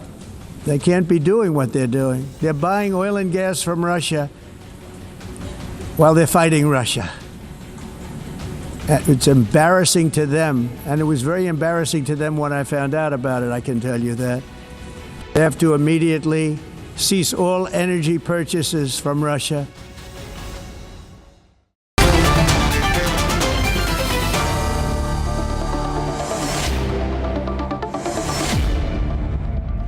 Joining us on the debate this evening are Ambassador Deepak Vora, former diplomat, Peter Kuznick, is anti-Trump. He's an American but opposes Trump primarily. Will be joining us. Aina Tangen giving us the Chinese perspective today. Nikita Menkovich from Russia. He's live from Moscow. He's the head of the Eurasian Analytical Club. And I also have Alexander Sajan who will be joining us. He's pro-Trump, GOP grassroots strategist for the Republican Party. And Purnima Nath is also on the debate tonight. Backs Trump. Essentially, I want to start with your Ambassador Deepak Vora. I don't know what's going on with this man called Donald Trump. I don't know whether you had the chance to listen to that speech fully, but I had kept the best for the last. There was a clip where he attacked the teleprompter. He attacked the escalator at the United Nations. Do we have that soundbite? If I have that soundbite, I'd like to play that out. But I'll give you the first chance. Ambassador Vora, this was hilarious what happened at the UN today. But the news point, he goes back to square one vis-a-vis India. All right. Thank you very much. As always, a pleasure to be with you, sir. And I'll be waiting to learn from the other panelists whose knowledge is much more than mine. This man is a supreme geopolitical arsonist. By the way, he believes that it takes 1 to tango. You don't need 2. He's rewriting all the rules of international geopolitics. Now, some people say that we should have handled Trump better. In fact, Trump should be handling India better. All the provocations have come from him and the sycophants around him. You know, his cabinet members, this goes back to the time of the mafia. They compete with each other to abuse India so that they think that this is going to win them brownie points with President Trump, whose mercurial nature is well known. Let me conclude and leave the floor to the others with just one point. Our relationship with the United States is the most important that we have. Their relationship with us is not the most important that they have. Therefore, we are at a disadvantage to begin with. It's an extremely important relationship with us. We are reluctant to destroy, which is why we haven't hit back. when he has used foul language against us and his sycophants. We haven't done it. Now, what happens? If his anger has run its course, possibly he will end yet another war, which is between President Donald Trump and himself. That will be the 8th one, and he should get a Nobel Prize for that. But I certainly do believe that we are in a position today where we've made it clear that we're not going to hand over our foreign policy to the United States. Okay. Since we are yet to get Peter and Alexander on the panel, I want to go to Einar Tengen and start this, bring in the China view also. Einar, you heard President Trump making that UNGA address. Your quick takeaway. I mean, he put the blame squarely on India and China for bankrolling Russia's Ukraine war. Well, for a 15-minute speech, he went over 90 minutes, and he certainly had enough vitriol for everybody. It was not just India. He said climate change is a hoax. He doesn't like anything to do with immigrants, etc., as he's shown by putting a $100,000 tax on H-1B visa recipients, of which 73% are Indian. I don't think you can mistake what he's doing. I'm surprised that the ambassador is so open, saying, well, it's an important relationship, but it's only important if the United States values it. And you can say that Trump is one person, but he's been elected twice now, separate terms. And quite frankly, he has moved bookends. There's not a lot of difference in his foreign policy between him and the rest of the Republicans, so you can expect more of the same. But this was like a campaign speech that he would generally give. And remember, behind all of this, he is desperate to change the narrative on the Epgate, the Jeffrey Epstein files. He's losing it in his own party, his own base. They are rebelling against him, and he will do almost anything to change that narrative. Okay, Peter Kuznick is with us. Peter, you heard Einar. He says that this was campaign speech. This was Trump essentially addressing his mega constituency, and it essentially was a rant against the rest of the world. Yes, I caught the end of the previous speaker, and I thought what he was saying made a lot of sense. This was, as with everything with Trump, a totally unorthodox speech. No other president in American history would make a speech like this at the United Nations. It was Trump talking to MAGA world. It was Trump's grievances, but he added some new grievances. I hadn't heard that riff about wanting to rebuild the United Nations. Escalator, they turned him down. I'll lead into it some moment. It was a typical Trump, how great I am and how bad the world is. And if they only listen to me, the world could be great like the United States. But it was full of Trump's usual lies, his exaggerations, and his hostile attitude. Now, India is a particular target of his now. And as we saw with the H-1B visas this week, that was targeted India, the 50% tariff rate against Indian goods. Another example, but we see the world is moving a different direction. I don't know if Trump sees that or what he sees and understands, but at the SCO meeting, when we saw Putin and Modi holding hands and meeting with Xi Jinping, we see what's happening with the BRICS, we see what's happening with the Global South. Much of the world is simply, if not ignoring Trump, because he's hard to ignore, they're looking for new kinds of trade relationships, new kinds of alliances, a new kind of world order based on different security parameters as well as economic relations. Okay. And so Trump is really, a distant, solitary voice, but one who is being behind the scenes laughed at, but they're afraid of him because he's got so much power. Yeah, but the sad part is, I mean, you see, but there are these MAGA supporters, Purnima Nath, I'm assuming is one of them. I don't know whether she still is. But I'd like to get your perspective on that. Purnima, you're there. The Indian diaspora, hit, attacked, humiliated by Donald Trump and his MAGA supporters. right?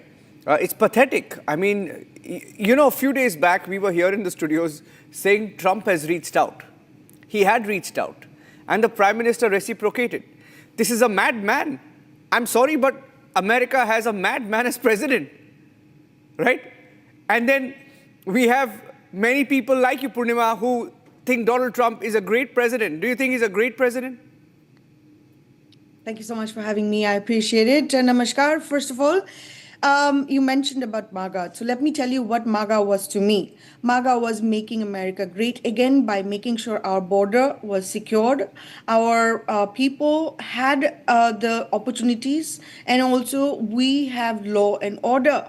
There was no way in the earth I have ever thought that MAGA meant, or America first actually meant, that America supreme, American hegemony, American supremacy, and they can literally bomb boats in international water.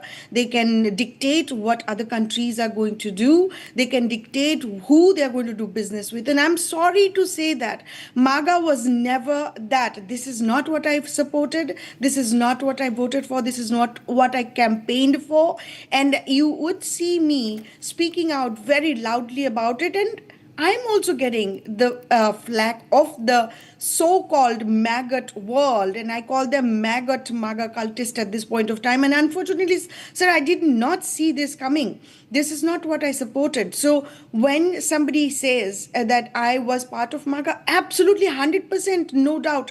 But this is not what I supported. What President Trump and the maggots are actually doing today is a shame, is pathetic, is absolutely insulting to every single individual in the world if you are not an American.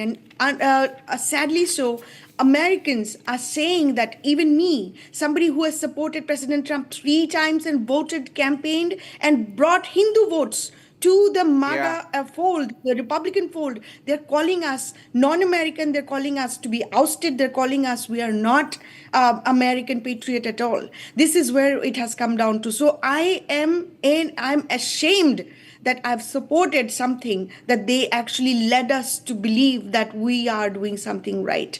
They lied, they deceived. They literally trashed the major supporter, a minority like us, sir. That's a big thing you are saying, Purnima Nath, in fact. I think you spoke from your heart, Niranjan, right? I got a sense that she's speaking from her heart. But is this the message that's getting lost somewhere in Washington, D.C.? Before I can, get in the Russian voice, I want to go to Ambassador Vora once. Ambassador Vora, are the 2 Washington DCs we are dealing with? One at Foggy Bottom and the other at 1600 Pennsylvania Avenue, which is the White House. Is it that in the morning, for example, or last night, we had Secretary Marco Rubio and the Department of State posting that this is a critical relationship that the United States has with India. And by evening in DC, by morning in DC and evening here, you have President Trump again, bringing in the issue of India-Pakistan ceasefire and India's purchase of Russian oil. Just yesterday, we had the H-1B visa issues. America, of course, the White House, of course, knows that it hits India the hardest. And then just go back 5 days back, and we had that kind of what seemed like a detente happening, with President Trump pulling back, not mentioning India, Pakistan, praising Prime Minister Modi, wishing him on his birthday exactly 5 days back. Ambassador Vora, you think there are 2 Washington, D.C.'s conundrum that we are dealing with? That's a brilliant observation. I was posted there, and even then, there was a lot of fog generated by Foggy Bottom that engulfed the White House. I do remember when we were there, we deal with the Foreign Office, with the Secretary of State and his fellows. But by the time it reached the White House, it had an entirely different sheen to it. So you're quite right that the system there is the president has overweening power. Whatever Secretary Marco Rubio might say, he will not dare to offend the president because his job depends on it. And the president is very mercurial. So and what I see now is competitive attempts by his cabinet members to abuse anybody they think the president would want to be abused. That's what seems to be happening at the moment. But you're absolutely right. The rational part of Washington, which I believe has been the Foreign Office, and I've always appreciated the caliber of their diplomats. And then there is a very personalized, mercurial system of the White House. Total chaos. That's what's happening. But the White House, as always, wins. It has greater power. Okay, let's get the Russia view now. Nikita Menkovich. Nikita, you must have heard the speech made by President Trump. He targeted India, he targeted China, he targeted Europe, said that if Europe continues to purchase Russian energy, it's embarrassing. I mean, it cannot be allowed. And then he, of course, had a harangue against NATO and the low budgets, which he got corrected. Nothing about Russia. I mean, you got a free pass, Nikita. In my honor opinion, the thing we should do about Mr. Trump's speech is to ignore it. Because you see now Mr. Trump, as an American president, can change very few things and means very few things. Because he acts now like a dreamer from the White House. He said, I want sanctions to be implemented. I want tariffs to be higher. I want India to act this way and this way. I want all of you to think that I finished 7 long wars in 3 days. It's only dreams of Mr. Trump. I think most of us know such people, old retired men who like to discuss politics, but don't even understand what are they talking about. In Russia, we talk such people pequests. Now, Mr. Trump does act as a typical pequest. He's an old dreamer who is watching the world policy and think, this thing is not right. I want to be this and this way. The difference is only that Mr. Trump have an access to United States to make his speech public. But I don't think that this position will mean a lot for Russia or for any other country. India itself did ignore Trump demands. And what happened? Nothing terrible, nothing dangerous. It means that Trump and United States now may be ignored. Okay. Century of the West domination of the world is over. Now new countries, Russia, China, India, are the main forces in the world. We should decide and discuss problems, but we don't must to think what Trump is or United States think about it. It is not their business. It's up to us. Yeah, you know what? There's some breaking news coming in, Abhishek. By the way, Donald Trump has just tweeted. It's been 20 minutes since his speech ended, but he's tweeted out already. And Donald Trump says it was a great honor to speak before the United Nations. I believe the speech was very well received. I don't know where it was, how he's gauging it was well received. It's just been 20 minutes, for God's sake. 20 minutes! And then he says, it focused very much on energy, migration, immigration. I've been talking about this for a very, very long period of time. And this forum was the absolute best from the standpoint of making these 2 important statements. I hope everybody gets to watch it. First he says well received, then he says I hope everybody gets to watch it. I think he's Aina was right there. This is essentially he was making a stump speech to his mega constituency. Absolutely. And then he says the teleprompter was broken. The escalator came to a sudden halt as we were riding up to the podium. But both of those events probably made the speech more interesting. Let's listen into that soundbite. This is a crazy guy as a US president. I'm sorry, Purnima. My apologies to you, Mr. Kuznik, as well. You have to bear with him for 3 more years. But here's what he said. Listen to that soundbite. He actually said it. Take a look. Take a listen.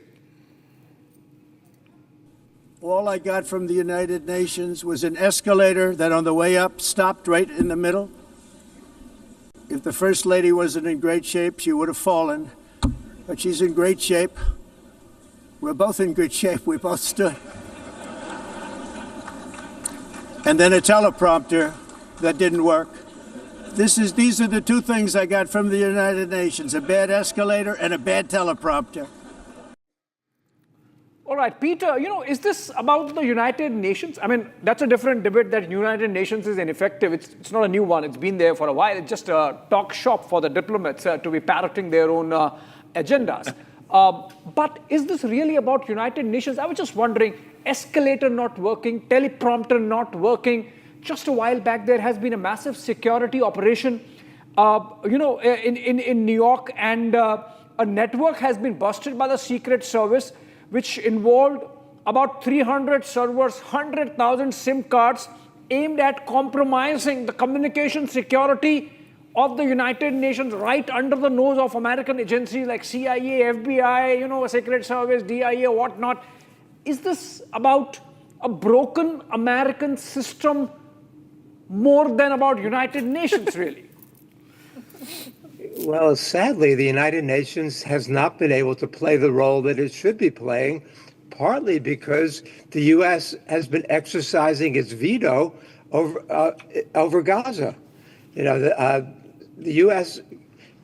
had cut already $1 billion of funding to the United Nations. It's considering cutting another $1 billion in funding. Trump is trying to undermine and effectively neuter or destroy the United Nations. So it's very sad. But Trump gets on there with his grievances. In the United States, we're sick of hearing his grievances, which we've been hearing, and then he combines that with his retribution and his campaign.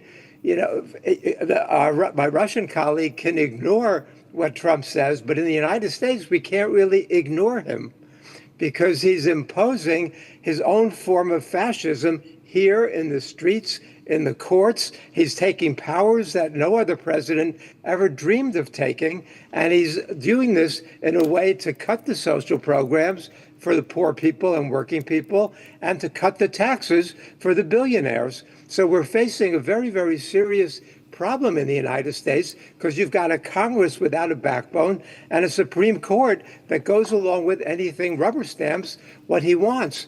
So this is quite serious for the United States, but it also has broader implications for the world because what he's pushing the Europeans, he bragged about that he convinced the Europeans to increase their military spending from 2% of GDP to 5%.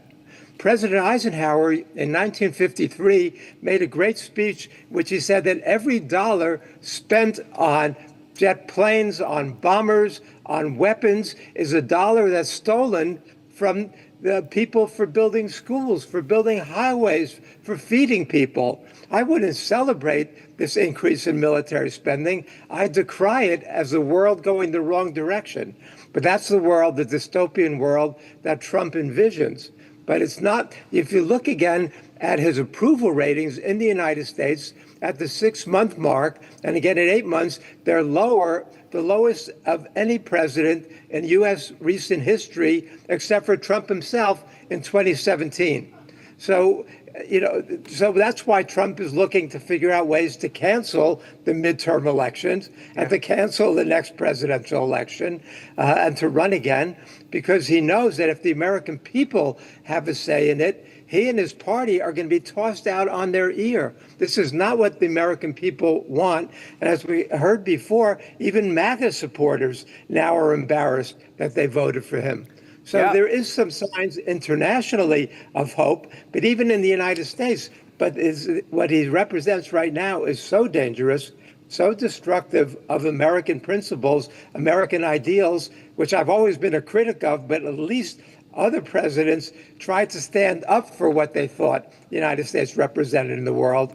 Trump doesn't give a damn.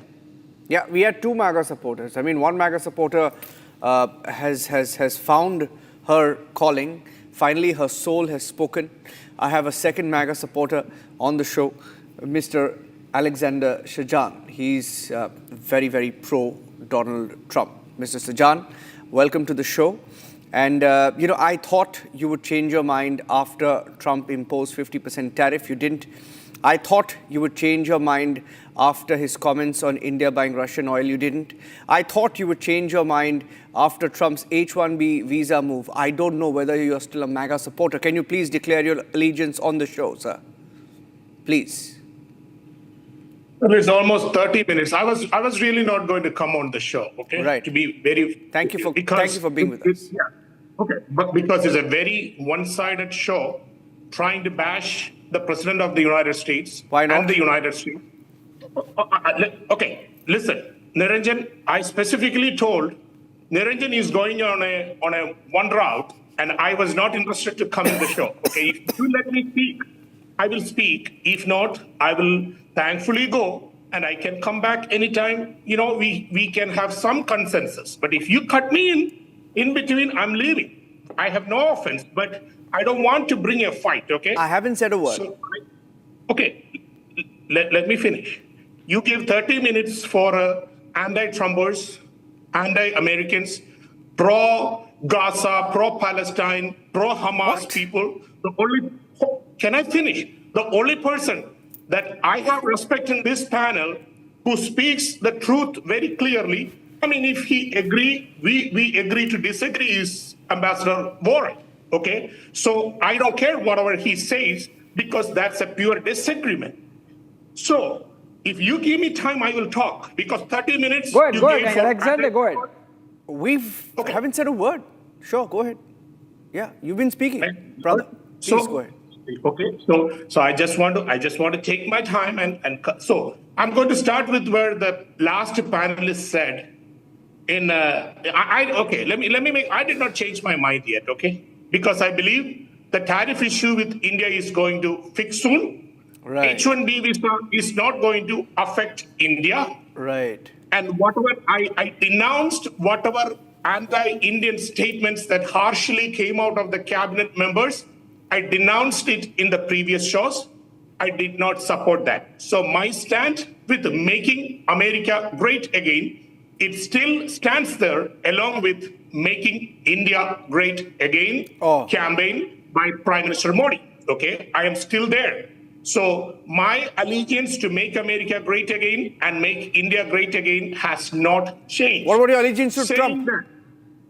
What is it? What about your allegiance to Trump? Well, I am a naturalized US citizen. I pledge allegiance to the flag of the United States of America and to the Republic. I don't pledge my allegiance to the President of the United States because it comes and goes. It changes, okay? So I support President Trump, yes, for the decisions he make, for the strategies he's made to make America great again. I do support.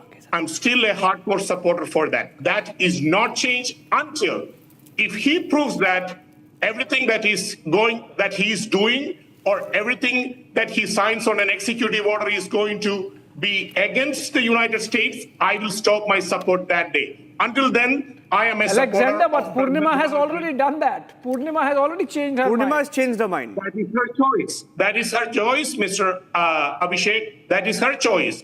That is her decision, and I agree with that. I value that. Whatever, we saw a cold-blooded murder by an anti-American transgender leftist guy, lunatic guy, on a young man at the age of 31 who indicts those violence. And nobody is debating on that. No world is debating on that.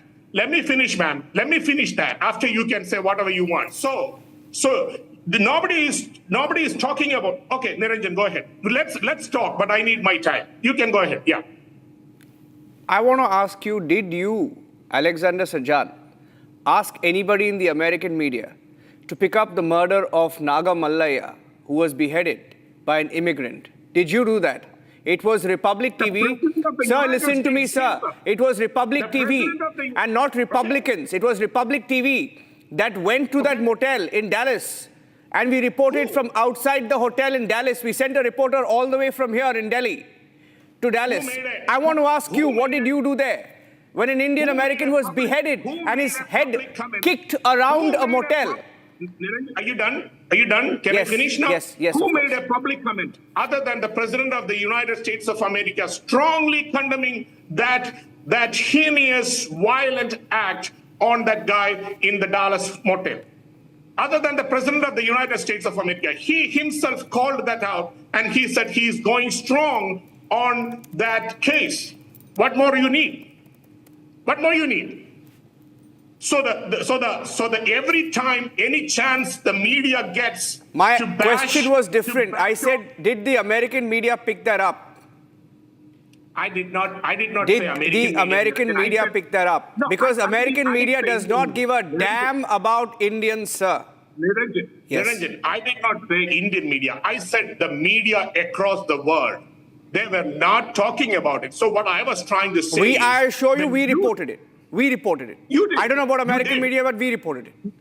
You did. I didn't say you did not. You did, and you guys supported it, and you broadcasted the live. I agree with that. I'm not talking anything. This is not a me versus Republican TV or Niranjan versus or Mr. Kabul versus Alexander debate. We are talking about what is happening right now.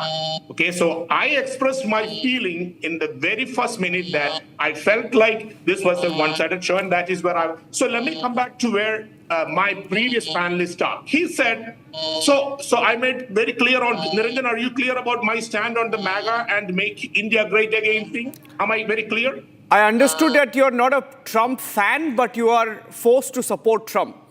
No, I am not forced to, I choose to support. I am not forced to support. I choose to support for what he did and what he continuously doing for the United States of America, where I've been living for last 25 plus years. So when you asked me, I pledge my allegiance to the president, I said, no, I pledge my allegiance to the flag of the United States of America and to the Republic. That is where I stand. So I'm just ending it there because we don't have enough time to go to my other point. No, we have enough time, but we'll come back. We have enough time. Don't go anywhere. We have enough time. We have another 20 minutes. Then I have to make this point, and you can discuss on that. In 2026, he said it's going to be a bad year for the midterm, or something is going to happen for the midterm. I'm asking him to go check the latest poll that CNN just broadcasted 2 days ago. On economic policy, Republican Party is up 7 points. On immigration policy, Republican Party is up 13 or 15 points. On crime issues, the Republican Party is up 21 points. No. Fake news.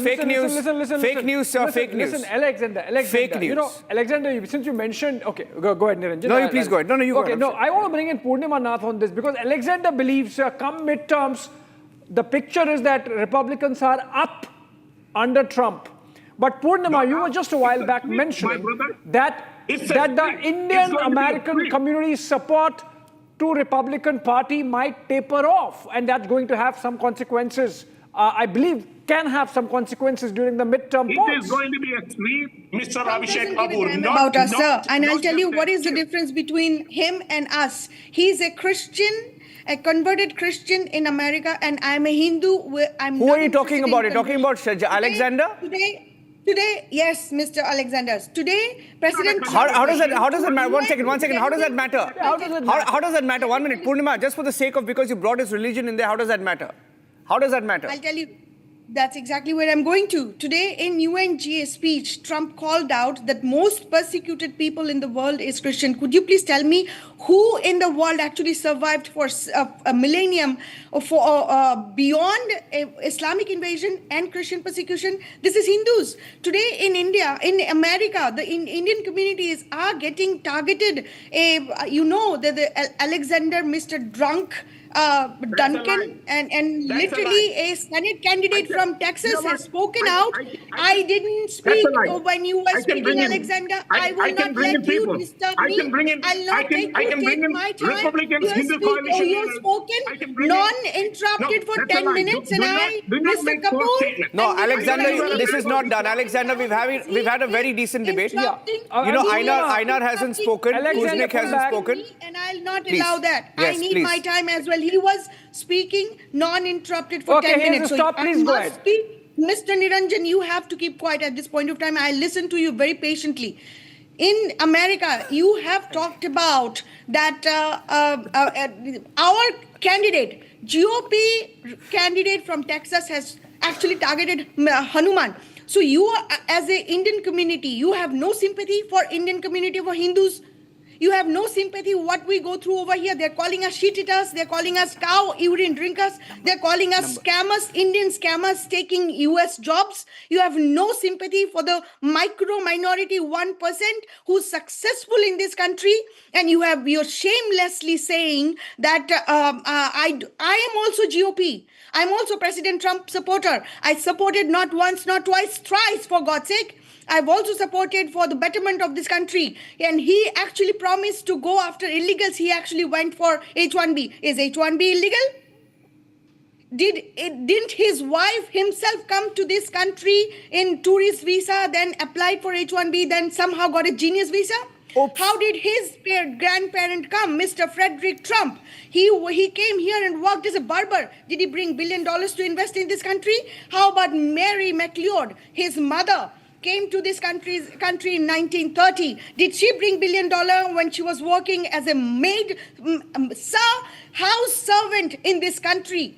Today he is imposing $100,000 to H-1B and telling every H-1B availer actually is a fraud in this country, and he emboldened his MAGA base to go after scapegoating Indians, especially the Hindus, that we are demon worshipper. Don't you have shame? Do you not have a shame? Am I done? I mean, Alexander. Of course not. Alexander. Let us structure this. I just thought it was you and Niranjan Kapoorji. That's why I just came in. If I'm done, Okay, 1 second. Can we please bring order? Purnima, I'm requesting you. Purnima, I'm with you. I agree with you on the point that yes, there is a racist. What? I'm coming, Alexander.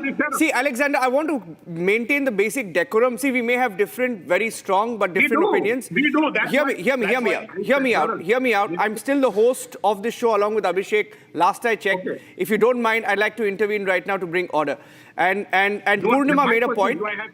Yeah, with your permission, I want to complete my point and bring in Einar Tangen. 1 second. Peter Kuznick has to leave. Einar, can I request you? I'll get in Peter. One word from Peter and then he's leaving. Because I want to hear, I saw Einar's expressions. I want to get his view on that. But I'll go to Peter for 1 point. Peter, we have 3 Americas on the panel. We have an anti-Trump America on the panel. We have a pro-Republican anti-Trump America on the panel. And then we have a pro-Trump, pro-Republican America on the panel, right? It's fantastic. It's good. Democracy is thriving in America. Jimmy Kimmel was just kicked out.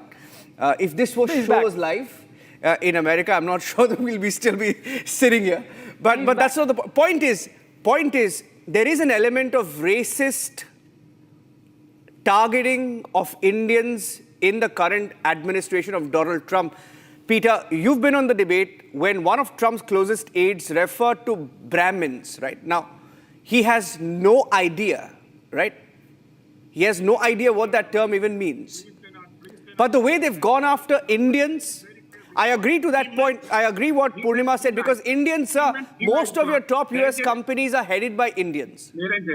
We have, Alexander, I'm going to Peter, please, with your permission, I'm coming to you.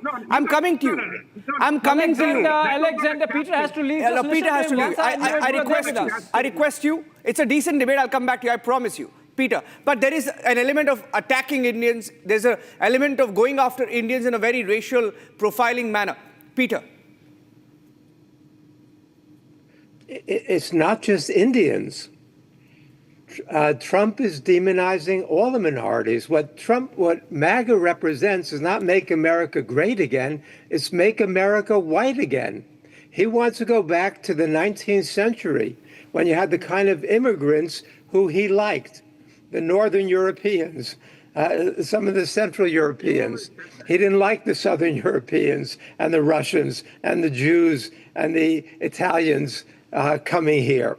That's not the world Trump wants. And so it's not just the Indians who are being attacked, it's all non-white peoples. And you look at the social programs, you look where he's sending the National Guard and the Marines. It's to go after the immigrant communities and the minority communities. When he says he wants a war against crime, it means a war against Black people in the United States and Hispanic people. So I'm sorry that my Indian colleague took so long to wake up, because when she goes back and looks at it, this is who Trump was from the very beginning. He jumped on the national scene by denying that Barack Obama was born in the United States. I mean, for years, he spent on that topic. So, I know that the Indian community is suffering now and waking up. And my other Indian American colleague had talked about those polls. Yes, and on some of the issues in the latest poll, Trump has got the plurality. However, American people despise Trump. Even because it's not just make America great again, it's make America cruel again. And the American people, like my other Indian colleague, did not think that this is what they were getting when they voted for Trump. And what they're seeing now is Trump unleashed, Trump's cruelty, Trump's attacks on poor people. And the thing about dealing with a bully, maybe my Russian colleague could ignore him, but what's essential is that the world stand up. The only way you deal with a bully is by punching him in the nose, by standing up to him. Once you start to compromise, once you give in, it only reinforces him. So I'm glad to see India. I'm glad to see Brazil. I'm glad to see China. I'm glad to see Russia stand up to this guy, because what he represents is a menace for all of humanity right now. And we're at a crucial juncture in terms of world history, because we've got nuclear threats on the agenda of a sort that we haven't seen since 1962. And you've got the United States, reinforcing some of the backward tendencies in Europe. And this anti-China policy, as well as the anti-India policy, is threatening global security now. Yeah, thank you so much, Peter, for that perspective. And I want to take this to Ambassador Vora and Einar first. Einar, I very distinctly remember the first UNGA address of President Trump of the first administration. That was in 2018. He really went hammer and tongs against China. He singled out China. It was just about China, China, China. It was a harangue against China. Compare 2018 with today. Tonight, President Trump targeted India, President Trump targeted China, President Trump targeted Europe, President Trump was essentially and the United Nations. He was, is this a very different America? Is this about the United States of America as much as it is about President Trump? I think going back to my original point, Donald Trump is under tremendous pressure politically because of the Epstein case, and he's doing everything he can. But there are other parts to this. This is a gentleman who is now worth $5 billion more 9 months after being sworn into office. He also neglects to mention, when he was vilifying China and India, that the U.S. increased their purchases of yellow cake and strategic minerals from Russia by 28%.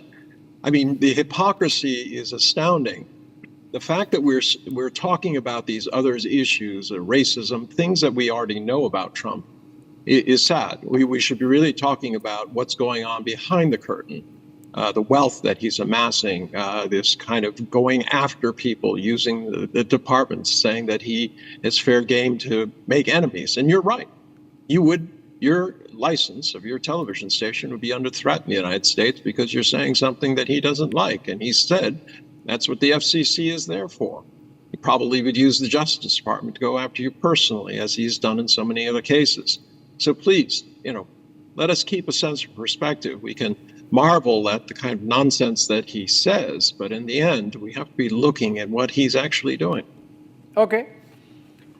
Ambassador Vora, we began by discussing whether we are dealing with two Washington DCs. But is it actually about... Coming to you next, Alexander. Coming to you next. Coming to you, Alexander. I'll come to you. Ambassador Vora, your quick comments. Are we actually dealing with an America which is... Trump is just, representative of what's really happening in America, a different America in the morning, a different America in the evening, a different America in one post, a different America in another post? You're probably right. I think it's a disturbed society at the moment. We see unrelenting gun violence. We see a lot of things going on in America that is not the America that I lived in and that I grew to love so much. There's something that has changed. Why would Trump be doing whatever he's doing? Obviously, there's maybe a method in his madness. It's very easy for us to revile him and criticize him and say the fellow is insane, he's this, that, and the other. Well, whatever he's doing, obviously he feels that he's on the right track. My own assessment, sir, given all this stuff that he has a narcissistic personality, he wants to be adored, he wants to be loved, he probably thinks that he himself represents America, and that if he's loved by the world, America will also be loved by the world. And that if the world says, you are great, Mr. President, that means America is great again. That's my assessment of the way he's... Okay. Yeah, but you know, sir... Alexander. Alexander. See, Alexander, every Indian, and I'll end by saying, and this is you can have the last word. I remember covering Abhishek, I think it was 2019 when we covered the Howdy Modi. We all came there, right? There was a time when people would do, you know, they actually did puja, hoping that Donald Trump comes to power, right? Contrast that to a few weeks back when people are burning effigies of Donald Trump in different parts of the country, right? But that's just, you see how far we've come. And hats off to you. I don't know, I mean, great, you have a view about Donald Trump, that's great, but you see the kind of damage he's done to the relationship between India and America. If you ask me, it's irreparable at many levels. I don't think India will ever trust America the way we did before. I don't think we can go back to that for a very long time. Alexander, last word. Niranjan, you are absolutely right. That is the human nature. You know, I agree with you today, and I love you with all my heart. Tomorrow I hate you. I want to see the worst from you. That's how human are. That's how human nature is. So no, it's not. Please do not come to the... No, that's not human nature. Please, what human nature is this? So, which human are you talking about?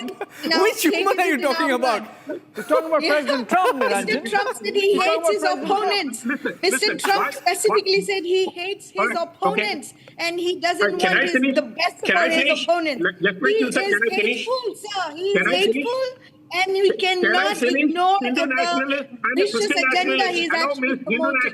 Can I finish? You know what? I think we have run out of time. But the beauty is, Purnima and Alexander, that President Trump... Okay, 10 seconds. 10 seconds, Alexander, complete your point, then Nikita also. 10 seconds, Alexander. No, I just have to make it very clear to her. She called me that I'm a converted Christian. Well, you know what? I will bring in a lot more Hindu Republican leaders than you, and they will tell you if the Indian Americans are being targeted or not, or they are taken care. So please do not bring lie when you come to a national channel like this. Please do not lie like that. That is not happening in the United States of America. Okay? Well, registered Republicans, both of you. No amount of spin is going to change this, okay? You talked about Chandra, Abhishek and Niranjan talked about Chandra Nagamalaya. I tell you, Fox News has covered it. Fox News has literally nobody covered it. Because racist America can't deal with the truth. I'm sorry. Racist America can't deal with the truth. They don't have the courage to report the truth. Yes, and by the way, that is your version, Niranjan. That is your version. You know, your version. I should agree to disagree. If you claim, I'm sorry to say, Alexander, but if you claim to be representative of Indian Americans, you're doing a damn pathetic job right now. Violence going on in the United States. Yeah, you can normalize it. You can normalize it. It's okay. You can normalize violence. That's fine. Niranjan, you know, Purnima, listen to me, please. The beauty of this all is that while today President Trump has swung the other way and spoken about India, Pakistan ceasefire again, and India buying Russian oil again. Nikita, last word. He's been waiting. 10 seconds. Okay, I'm giving an opportunity again, Niranjan, because President Trump is not going to remain the same. He's going to swing again, and maybe we'll have another conversation. 10 seconds, Nikita, last word. Okay, 10 seconds. Yeah. You see why we should ignore United States. These two guys from Washington should solve those problems at first. And before that, please leave us alone. Leave Russia, leave Ukraine, leave India. It is not your business. Solve your inside problem. Yeah. Discuss your problems, but leave us alone, please. Okay. Trump mentioned everyone, he attacked everyone, but there's one thing that he forgot to attack, Abhishek. He forgot to attack his own country because they continue to do trade with Russia. And in fact, their trade has increased almost 23%. We keep talking about it. He forgot to attack America, or at least his trade advisors, on the continued purchases from Russia. And the beauty is, Niranjan, that we'll get another opportunity. President Trump is not going to disappoint us because he swings from one way to other every morning, every evening. Another headline then. We'll wait for that. Thank you for watching us on The Debate, for being with us. Arnab will be back on the show. Thank you so much for watching.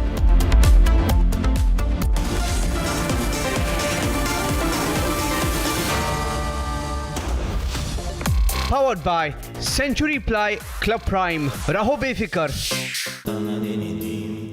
Amity has been ranked among the top universities globally for producing the most employable graduates by the Times Higher Education UK.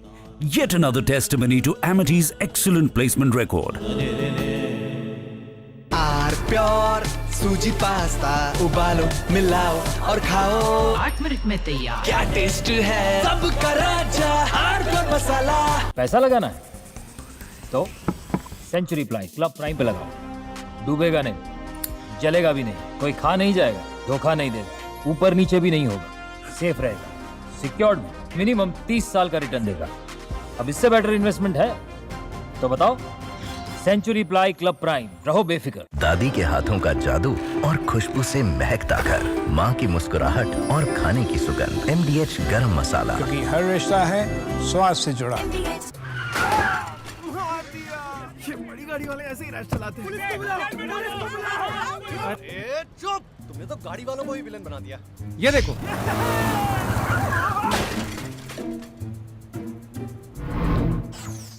Cubo dash cams.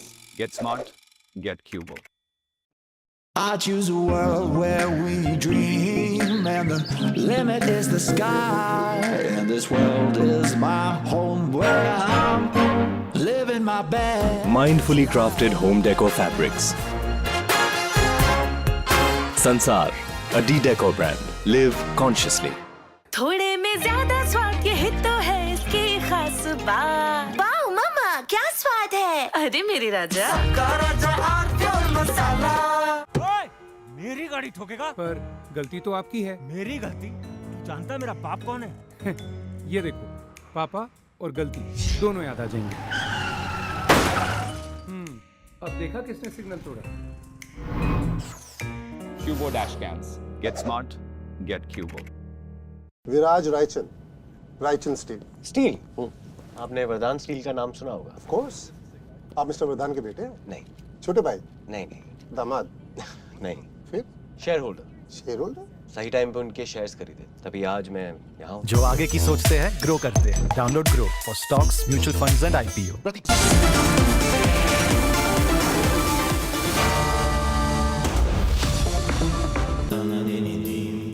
Amity has been ranked among the top universities globally for producing the most employable graduates by the Times Higher Education UK. Yet another testimony to Amity's excellent placement record. आधे bowl दही में 4 चम्मच MDH चटनी पुदीना मसाला डाला stir करो पुदीना चटनी तैयार MDH चटनी पुदीना मसाला MDH ये बड़ी गाड़ी वाले ऐसे ही रश चलाते हैं चुप तुमने तो गाड़ी वालों को ही विलन बना दिया ये देखो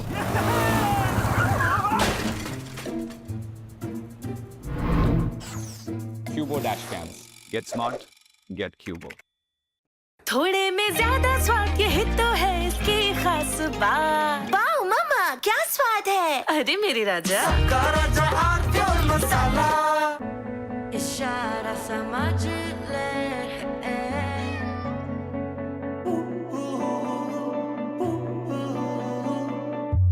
इशारा समझ ले हवा में फिजा में नजारा में इशारे संग हो जा तू मेरे इशारा समझ ले इशारा समझ ले Last night, someone broke into Ishan's room. Well, almost. But Cubo AI stopped him with a loud alarm and alerted the mom. Cubo smart security cameras. Not just record, it protects. ये है secret recipe MDH का जीरा SIP जल जीरा मसाला।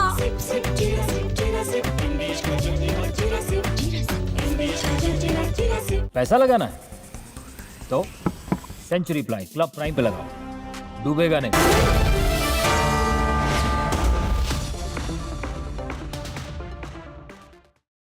Powered by Century Ply Club Prime. रहो बेफिक्र। अब छोलिया हो या लोबिया, सफेद चने या काले चने, सब कुछ मजेदार बने। पैसा लगाना है तो सेंचुरी प्लाई क्लब प्राइम पे लगाओ, डूबेगा नहीं, जलेगा भी नहीं, कोई खा नहीं जाएगा, धोखा नहीं देगा, ऊपर नीचे भी नहीं होगा, सेफ रहेगा, सिक्योर्ड, मिनिमम 30 साल का रिटर्न देगा। अब इससे बेटर इन्वेस्टमेंट है तो बताओ। सेंचुरी प्लाई क्लब प्राइम, रहो बेफिक्र। R pure shahi paneer masala, delicious, healthy everyday. इसको घर पे लगाओगे तो शादी का तो पता नहीं, पर घर पक्का नहीं टूटेगा। रुंगटा नहीं तो घर स्ट्रॉन्ग नहीं। रुंगटा स्टील TMT बार एकदम सॉलिड। पहाड़ों में एक हाइकिंग स्टिक भी बन सकती है। In the heart of the jungle roams the finest creature, and through the chaos of the sparkling city lights, I am reminded of the timeless valor of the majestic tiger. In life's wild journey, we have one shot to thrill. And when done flawlessly, we unwind and allow our spirits to rejuvenate. Royal Ranthambore, India's finest, yet. MDH की हल्दी मिर्ची धनिया करे कमाल, ये रंग दे, ये खुशबू दे, ये तीखा, ये कम पड़े, क्या निराला MDH मसाला। पैसा लगाना है तो सेंचुरी प्लाई क्लब प्राइम पे लगाओ, डूबेगा नहीं, जलेगा भी नहीं, कोई खा नहीं जाएगा, धोखा नहीं देगा, ऊपर नीचे भी नहीं होगा।